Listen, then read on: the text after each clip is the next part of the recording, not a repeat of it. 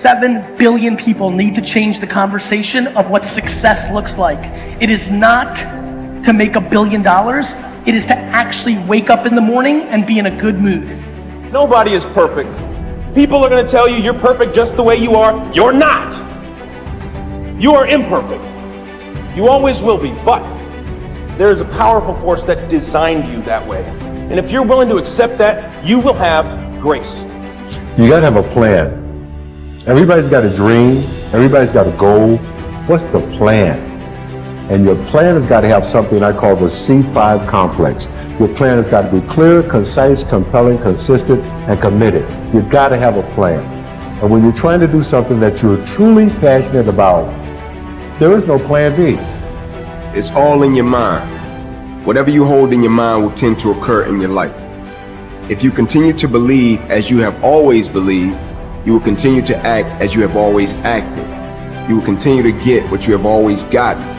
If you want different results in your life or your work, all you have to do is change your mind. When you are struggling and you start thinking about giving up, I want you to remember the power of hope. The belief that something better is always possible if you're willing to work for it and fight for it. Our hope that if we work hard enough and believe in ourselves, then we can be whatever we dream, regardless of the limitations that others may place on us. The hope that when people see us for who we truly are, maybe, just maybe, they too will be inspired to rise to their best possible selves. I'm not afraid to fail. I'm not afraid to fall over, make a mistake. That oftentimes cripples people on the onset of getting into anything. The first time I ever picked up the DJ decks, it was horrible now, but I'm not afraid of that. I'm not afraid of that feeling. It actually propels me. It works quite the opposite. Be yourself, love who you are, and be compassionate, and then give that love and compassion and kindness to everyone around you, and it will always come back to you. Nobody in life is flawless. Nobody is perfect. You know, perfection is something that rarely exists when you're talking about individuals. It's impossible. You can try to be as perfect as you want, but ultimately you're going to come across mistakes. Right. You're going to come across flaws. And I think the real perfection is in perfecting your imperfections. That's how you get to a place where you can ultimately be happy with who you are. I was willing to die doing something that I love. So if you're willing to die to do something that you love, 99% of the time you're gonna come out on top. So, just like Kobe Bryant, right. Michael Jordan, Killer instinct. You know, gotta take the shot even if you miss. Mm-hmm. Yeah, fearless. You gotta take the shot. No one's coming. No one. No one's coming to push you. No one's coming to tell you to turn the TV off. No one's coming to tell you to get out the door and exercise. Nobody's coming to tell you to apply for that job that you've always dreamt about. Nobody's coming to write the business plan for you. It's up to you. Don't react against a bad situation. Merge with that situation instead, and the solution will arise from the challenge. Because surrendering yourself doesn't mean giving up, it means acting with responsibility. I think the hardest lesson a young person has to learn in their 20s is you are not the main character in everybody's story. Man, life's short. Go harder than you did last year. Whatever you thought you did, it wasn't enough. And enjoy it even more. Believe that.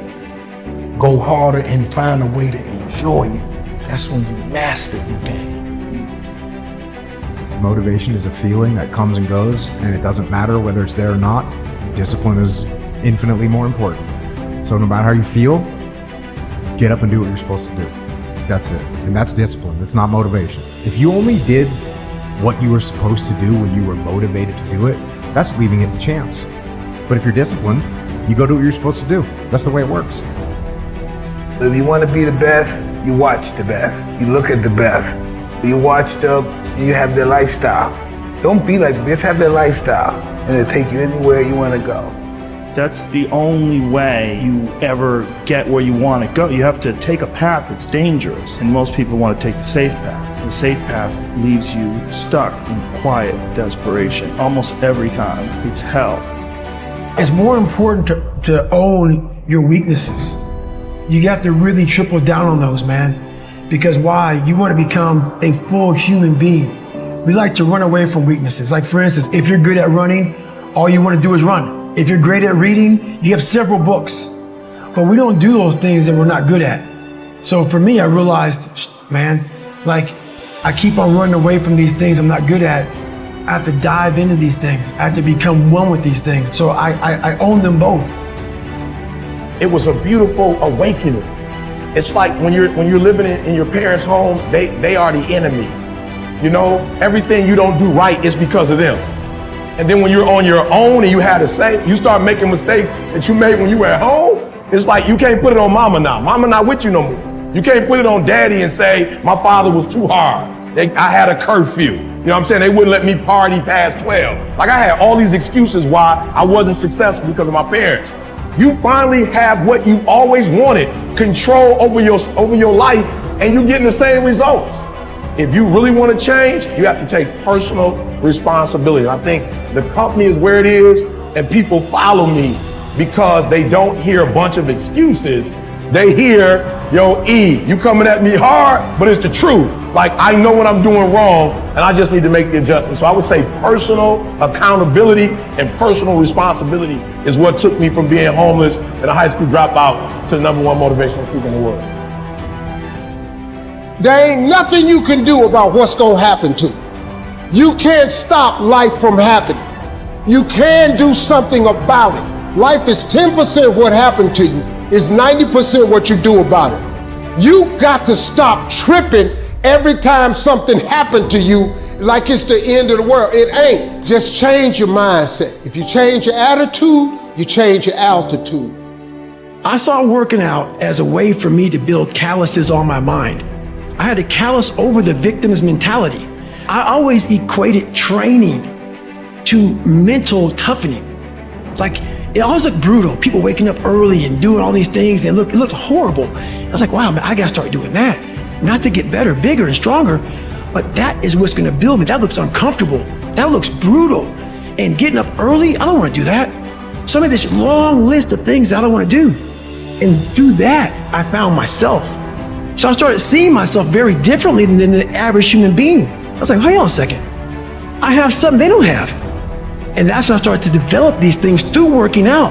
It was this great, never-ending work ethic. And through work ethic, I developed self-esteem. I believe that everybody has a gift. Every single human out there listening right now, you have a gift. You cannot be great being a lesser version of what already exists. You can only be great when you execute against your own potential and do your own development. And that means getting up there and looking like a clown. And it means taking little bitty steps forward every single opportunity you get. Make your luck. You gotta make your luck. And if you make it, if you keep putting forth the maximal effort, that luck's gonna come. You're gonna make your luck happen. We lie to ourselves. We don't tell ourselves the way things really are. And when we do that, then we can't fix our problems. We have to be truthful to ourselves. Have to stop rationalizing, stop making excuses, stop telling yourself little watered down assessments of where you're really at. Tell yourself the truth.